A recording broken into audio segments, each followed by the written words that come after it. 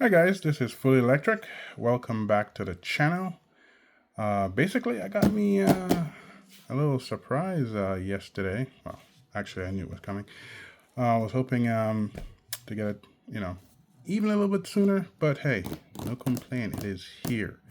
I waited to actually make this video. Someone else already did, and you guys are gonna guess what I got here from Source. There you go. This is what I dub the Red Panda Mining Collector's Edition. Yeah, Collector's Edition. Because it's Red Panda Mining, right? So anything with his branding on it, it's always good to support the community, especially one that's been around since well, for most of you, since forever, right? With that said, let's do a little unboxing here. Yeah, it comes in this box. I guess it's just shipped in the original box it's being created in. And there's nothing wrong with that. The box itself could be a little bit more sturdy since it's being shipped in this exact box. So, I mean, this is exactly how it comes, right? So, I would say the Plebsaurus, if they can get the distributor to use a little more hardier box, because it's not coming in a secondary protected box, to definitely beef up the box itself. But good news is it arrived unscathed because it's well protected. So let's open this bad boy here.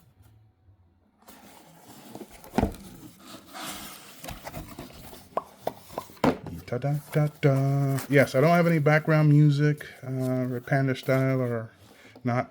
This is my version of what you call, I guess they call this low budget. Recording this with my camera. And yes, I'm using a stand, so it's not jerky. And with that said, here we go. I'm going to try to make this quick. It comes here with, look like 2 cables. I got 1 cable here. I see another one. Oh. Looks like a European thingy. Okay, well, to save on cost, just an idea. These ends, they can be connected with the adapter plastic, so you can use that and so forth. So make sure you guys have that one and so forth, and that would be great. All right, so let me take this out here and let's see here. So we got this looks like an XT30 connector. And all right, well, let's just standard 12 volt power supply. Let's move that. And what else we have in this package? All right, so it's like a base stand. Okay, that's cool. Put that to the side. And now for the main event. Let's see here. Come on. There you go. Gently. Oh, here you go. Here we go. Oh my God. Look at that. That's my boy right there. Panda Mining. Nice. This is fantastic. Absolutely fantastic. All right. So let's see. Oh, okay. Does look like a 90 millimeter or maybe 92 millimeter fan. I'll have to compare it with the other one in a second. Let me see here. All right, got an Ethernet port. I do wish the power jacks is at the same side. Wherever the network jack is right here, I wish they had put the power jack here as well. I was never a fan with the power jack on top, just seeing cables hanging around. But regardless of that, this is what we have here. This is the Red Panda Mining Collector's Edition, as far as I dub it. And it is beautiful. Now, how can I get this beautiful sticker here? Something reflecting the front. I guess it would be quite difficult to put it there. But all right, let me set this up, and I'll be right back with this connected to the stand. Basically gonna drop this in and all that, and I'll be right back. Okay, just like that, boom, it's right out of the box. All right, so all I did is just take stuff out of the box. This is basically everything that came in the box. I guess I could bring the box back over here. There's really nothing else in here. Trying to reduce the length of these videos, so let me get on with it. So basically, as you can see, power supply, everything is here. Now, I did, I did went ahead because I did get a heads up on the picture off the miner before, and I did went ahead and purchase me. Let me grab it over here. Yeah, so I did purchase the fully copper cooler. All right, and yeah, and it's also from Thermal, so it's pretty good. And that's the copper one. I also gotten the black one, and unfortunately the full white one did not show up. Thank you, Amazon, but it's okay. I'm planning to try to see exactly. I think the full white would be best, but obviously we're not going to mod any of this in this video. But we'll just have it set up right here. So I think this just goes like here. Just slides right in. All right. And oh, this is nice. I like the degree that it slants back. Very good. It makes this screen more readable for someone that is standing over it. So I'm not a fan of it being upright like that. But I guess if you put this somewhere on a high area, which is above your head or something, not sure why you want to do that. But if you do, then I guess you'd want it to be more like that. So you looking up to it would be easier to see. I think the majority of everyone will have it on a desk, a table, or something where they're above it and looking down. Then it's best for it to even tilt even further. So with further ado, first thing here. Now, there are videos of people telling you about to connect this first, and that is true. It's called inrush. A lot of them don't realize that when you're connecting something, it's not necessarily, I mean, you can call it an arc, but it's not, it's not the central of an arc, right? Basically, when you have a device that is that's going to be pulling energy, it's called an inrush. So when you connect it, the amount of current that's trying to be pulled in rapidly creates that kind of spark, and so forth. So it's usually the energy that initially gets created, it's very low. It's not significant enough to cause damage, but it will score the top of these pins. So it's safe to always connect it first, because over time, if you keep doing that, then your connector itself won't really have proper full contact and or start getting glossed over, where the contact itself start having resistance to the energy coming in. So it is a good idea to connect it, but don't fear if you don't. It's not causing an actual damage. I just want you guys to be clear on that.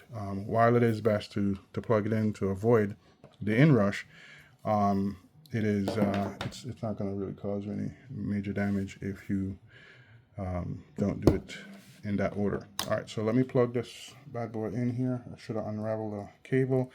Let me save time unraveling the cable and now plug it in. All right, cable's unraveled and I'm gonna plug it in. There we go. And see how she rolls. Okay. Hammer miner, look at that, huh? That's nice. I like that. Bring it a little closer. Now again, this camera is in front of me, so it's actually making me difficult to see what you're seeing. But okay, this is starting up.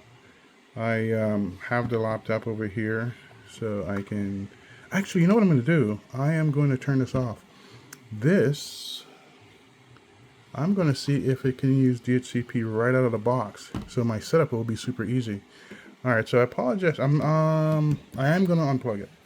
And the reason I'm going to unplug it is that we're going to experience plugging it in for the first time without setting it up at all. Does this thing come pre-configured to use DHCP? And I hope it does, because then that means you can just plug it in if you're using the Ethernet port, and it should just work. So give me a second. Let me grab a network cable. Okay, so I have my Cat 8 RJ45 here. Way overkill for this low bandwidth, but let's plug this bad boy in. Have it down. Okay, and power it up. So hopefully this works. Again, this is one take. I'm using the camera. I'm just going to upload it straight. All right, so here we go. Very nice. Really love how this thing is built. And the new power domain going in serial instead of the parallel design. That's pretty neat. Pretty neat. Absolutely pretty neat. Okay, wow. Look at that. Okay, seems to even start up quicker doing it that way. Let's see if it actually gets an IP. Bring it a little closer here.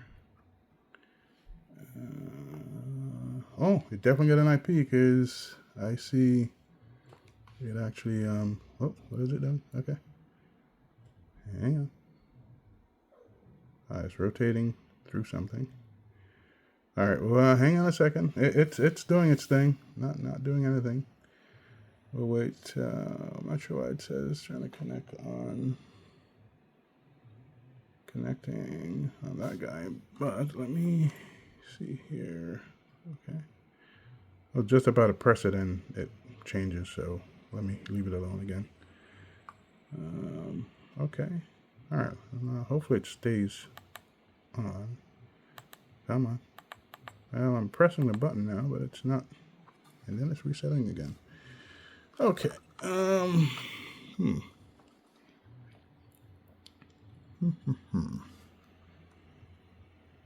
right. Well, we shall see. Come on. All right. I want you guys to experience this fully with me, but I have no idea how many times it's going to be recycling.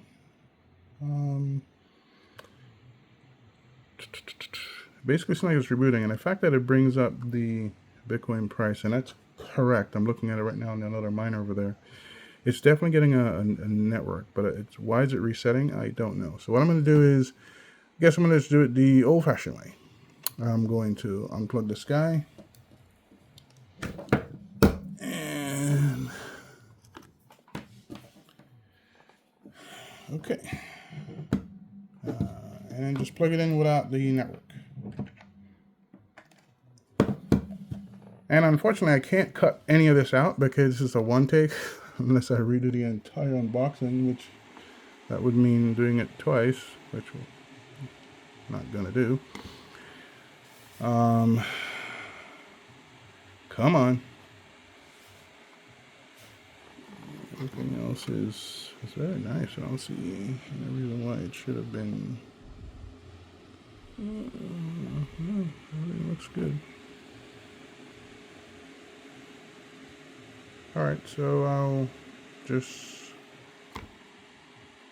join this Wi-Fi, find this on the iPad. Let me move this out of the way and join it on the Wi-Fi.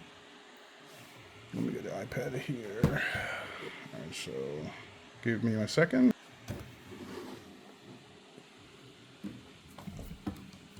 Alright.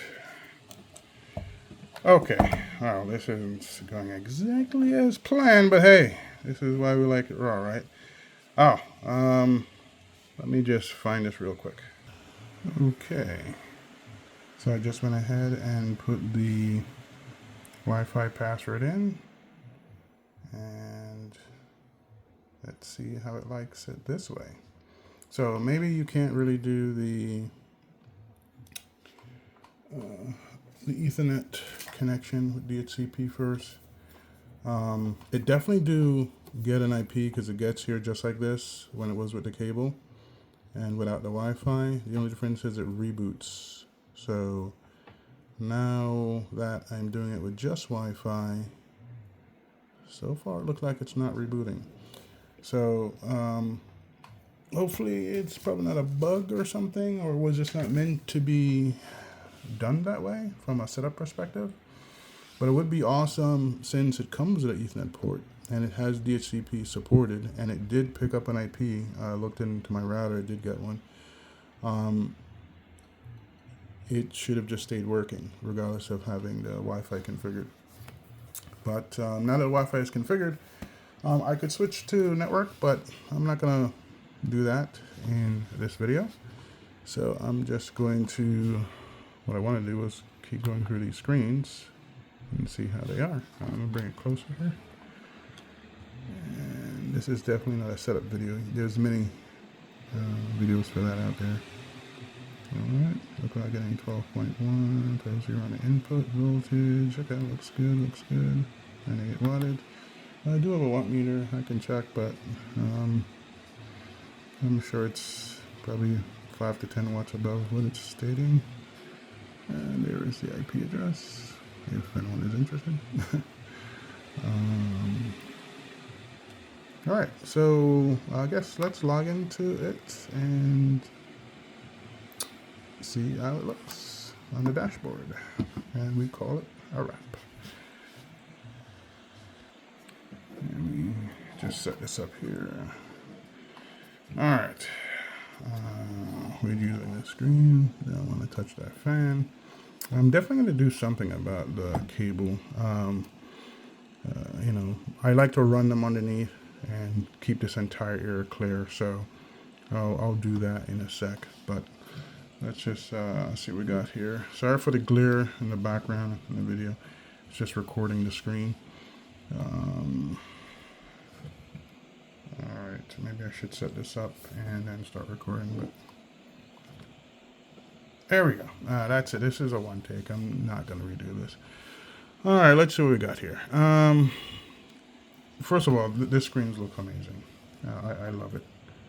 I'll make sure it's all in view. I think this should do it.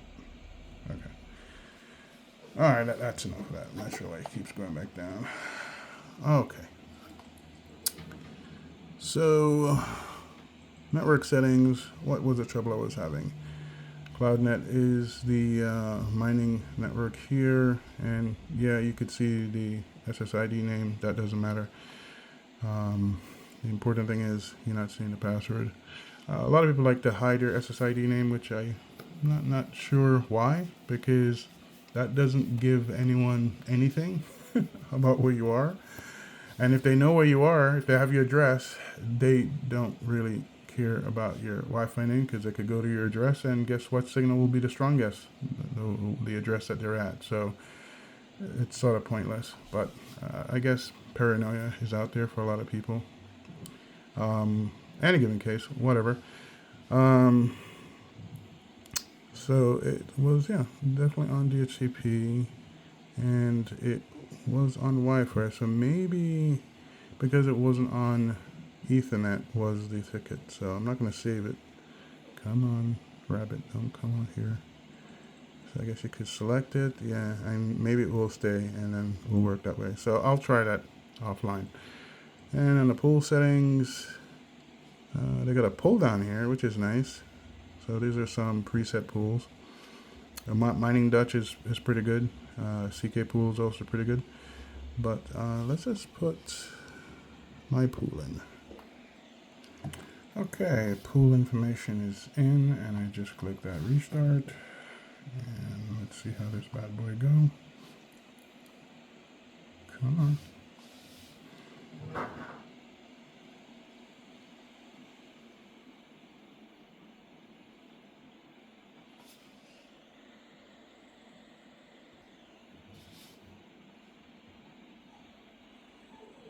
Okay, cool. Man, this is a beautiful dashboard. Absolutely beautiful. Absolutely beautiful. Yeah, TNA. Yeah, when you see this dashboard, if you watch this video, this is really the UI I like. It's really nice. Good colors, straightforward, very clean looking, and you can just at a glance see everything you need. Yeah, I like it. I like it a lot. All right. So it's mining away. Let's see if it connects to my pool. And as you can see, the pool information is down here. It's not in view, but whatever. Very nice. So as you can see, I label it the RPM BC04, and it just started. So it's picking up hash rate. So it's definitely communicating with my pool nicely. Guess I can go inside here and watch it comes up. All right, very nice. All right, so this is my private pool, and it would be amazing if recording already had a block. No, that's not gonna happen anytime soon. Back to the dashboard. It's showing it's doing 6 terahash over here. My best share so far. Connection, excellence. How many shares submitted? This is great. This is I'm gonna get more familiar with this UI. This is actually my first hammer miner as well. So guys, I'm gonna call it a wrap. This video is getting long enough. The only thing I'm gonna change is basically the cabling on this bad boy. So let me get this out of the way here, and I'll do that right now. Okay, and we are back. Yes. Okay. So quickly, just this video is getting way too long. This is how I rerouted the cable. It's very easy to do. I did have to rotate the unit fan because the cable is coming out here and just route it down here. It just goes under the board over there, and in the back it just comes through the side. I did have to remove that screw and sneak the head through a little bit and put it back in. So that's easy. I like this look better because then just looking at it the way it is now, starts a little bit dark, but if we can make it a little lighter. But if you see there, it's a nicer, cleaner look overall. It's just nice and clean. I do like clean look. This one, I didn't have to do anything with it. It came exactly the way you see it. Somehow they just got either Thermarite to produce a very tiny short cable. That just goes from there to there. It's extremely short. So that one I didn't have to do anything. But anyway, this is the focus of today. And once again, this is a Red Panda Mining BC04, and I call this the collector's edition. And I love it. Now, wish I did have that Panda thing in the front somehow, or even on the screen. That would be fantastic. But yeah, this is where it will be resting next to this other one right here. And what I was talking about here, see this one has a nice big, think, chunky white heatsink. I would love to do the same with this one. I did get the same copper version, but we'll see what I end up doing.